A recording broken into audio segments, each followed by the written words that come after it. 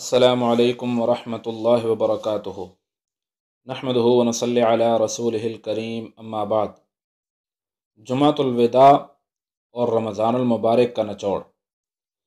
یہ جمعہ ماہ رمضان المبارک 2020 کا آخری جمعہ ہے، اس لیے اس جمعۃ المبارک کو جمعۃ الوداع بھی کہا جاتا ہے۔ جمعہ کا دن ویسے بھی بڑی فضیلت اور برکت کا دن ہے۔ اس دن کو تمام دنوں پر فضیلت حاصل ہے اور اس دن کو مسلمانوں کے لیے عید کا دن کہا گیا ہے۔ اس لیے اس دن ظہر کی نماز کی بجائے جمعہ کی نماز فرض ہے۔ اس دن میں اور رات میں ایک ساتھ ایسی ہے کہ جس میں ہر مسلمان کی دعا اللہ جل شانہ کی بارگاہ میں قبول ہوتی ہے۔ اس دن کے عمل کا ثواب عام دنوں سے زیادہ ہوتا ہے۔ اس دن درود شریف پڑھنے کا ثواب 70 گنا زیادہ ہوتا ہے۔ قیامت قائم ہونے کے بعد جب مسلمان جنت میں پہنچ جائیں گے تو یہی وہ مبارک دن ہوگا جس دن اللہ جل شانہ مسلمانوں کو اپنی زیارت سے مشرف فرمائیں گے۔ یہ تو تھی عام حالات میں جمعہ کی فضیلت اور عظمت، مگر یہی جمعہ کا دن اور فضیلت کا دن ماہ رمضان میں پڑے تو اس کی عظمت کو 4 چاند لگ جاتے ہیں اور اس کی اہمیت اور فضیلت میں اور زیادہ اضافہ ہو جاتا ہے۔ اگر اول عشرہ میں یہ دن پڑے تو اپنی سابقہ فضیلتوں کے ساتھ اس دن رحمتوں کی بارش میں اور اضافہ ہو جاتا ہے۔ اگر یہی دن رمضان المبارک کے دوسرے عشرے میں پڑے تو اپنی فضیلتوں کے ساتھ اس مبارک مہینے میں اللہ جل شانہ کی طرف سے مغفرت اور معافی کے دروازے کھل جاتے ہیں اور آواز آتی ہے کہ اے مسلمانوں، اس عشرہ کے اندر اگر اپنی معافی کرانی ہے تو آ جاؤ، اللہ جل شانہ ہر ایک مسلمان رجوع کرنے والے اور توبہ کرنے والی کی توبہ کو قبول فرمائیں گے۔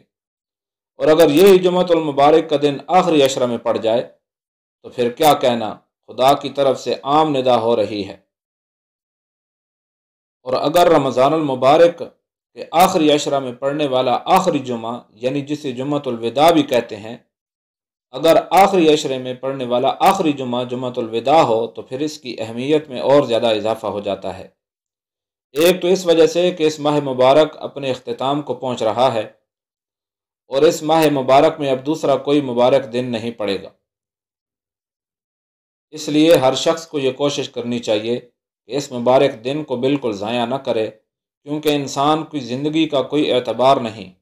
پتہ نہیں اگلا رمضان اس کے نصیب میں ہے یا نہیں۔ اگر اس نے اس ماہ مبارک کے آخری جمعہ کو بھی ضائع کر دیا اور اس دن بھی وہ غافل رہا تو اس سے زیادہ محرومی کی کوئی بات نہیں ہو سکتی، کیونکہ نبی کریم صلی اللہ علیہ وسلم کی حدیث مبارکہ ہے کہ بہت ہی بدبخت اور بد نصیب ہے وہ شخص جو ماہ رمضان کو پائے اور اس ماہ مبارک میں وہ اپنی مغفرت نہ کرائے۔ اب اگر ایک شخص پورے ماہ مبارک میں غافل رہا اور اس نے اس ماہ مبارک کا حق ادا نہیں کیا تو اب تھوڑا سا وقت باقی ہے۔ رمضان المبارک کا آخری جمعہ ہر عقل مند شخص کو جھنجھوڑنے کے لیے کافی ہے کہ اے گناہ گار بندے، اگر اس آخری جمعہ کو بھی تو نے ہوش کے ناخن نہ لیے اور خواب غفلت سے بیدار نہ ہوا تو پھر کس چیز کا انتظار کرے گا؟ ایک ایک دن کر کے پورا ماہ رمضان گزر گیا، رحمت اور مغفرت کے عشرے گزر گئے، جہنم سے خلاصی کا عشرہ بھی ہاتھ سے جا رہا ہے اور ماہ رمضان المبارک الوداعی کیفیت میں ہے، اور اس ماہ مبارک کا آخری جمعہ جس کو جمعۃ الوداع کہا جاتا ہے سر پر پہنچ گیا۔ اب تو ہوش میں آ جاؤ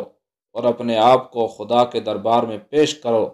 اور اللہ جل شانہ سے اپنے گناہوں کی معافی مانگ، اپنے کیے پر نادم ہو اور آئندہ غلط کام نہ کرنے کا عزم کر لے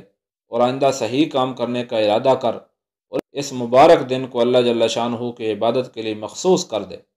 انشاءاللہ اللہ جل شانہ کی رحمت سے امید ہے کہ وہ اس مبارک دن ضرور بالضرور اپنے اس بندے کی توبہ قبول فرمائیں گے اور اس شخص کو بھی ان لوگوں میں شامل فرما لیں گے جن لوگوں نے ماہ مبارک کو اس کے حق کے ساتھ ادا کیا، کیونکہ اللہ جل شانہ کا ارشاد ہے کہ میری رحمت واسعہ سے مایوس ہونا کفر ہے۔ آج پوری دنیا کے حالات آپ حضرات کے سامنے ہیں، وہ کون سا ظلم و ستم ہے کہ جو مسلمانوں کے اوپر نہیں توڑا جا رہا، اور اس اپنے محبوب کی امت صلی اللہ علیہ وسلم کے اوپر یا اللہ کے سامنے رحم کی اپیل کریں،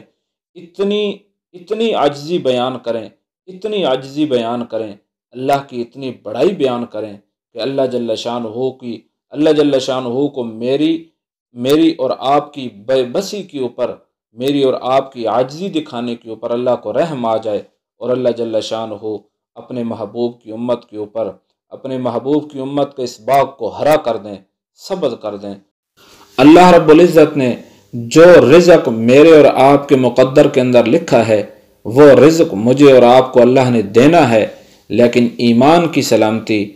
دین کی دولت، دین کی نعمت، یہ انسان کو مانگنے اور طلب کرنے کے اوپر ملتی ہے۔ ایمان کی سلامتی مانگیں۔ اور ہمارے ہاں ایک یہ بھی رواج ہے کہ ہم صرف اپنے لیے دعائیں کرتے ہیں، پوری امت کے لیے دعائیں کریں، اپنے ہمسایوں کے لیے کریں، اپنے رشتہ داروں کے لیے کریں، جو ناراض ہیں ان کے لیے کریں، جو راضی ہیں ان کے لیے کریں، اور سب کو معاف کر دیں تاکہ اللہ جل شانہ ہمیں بھی معاف کر دے۔ اور دوسری بات یہ ہے کہ ہمیں مانگنے کا طریقہ بھی نہیں آتا، ہم مانگتے، دعا شروع کرتے ہی دنیا کی چیزیں مانگنا شروع کر دیتے ہیں۔ اللہ جل شانہ کی تعریف کریں، اللہ جل شانہ سے اپنے ایمان کی سلامتی مانگے، اللہ جل شانہ سے اپنی صحت مانگے، اللہ جل شانہ سے پوری امت کی ایمان کی سلامتی مانگے، اور جو اعمال کیے ہیں اللہ جل شانہ ہمارے ان اعمال کی حفاظت فرمائے۔ اگر ہو سکے تو مجھ ناچیز کو بھی اپنی دعاؤں کے اندر یاد رکھیں۔ السلام علیکم ورحمۃ اللہ وبرکاتہ۔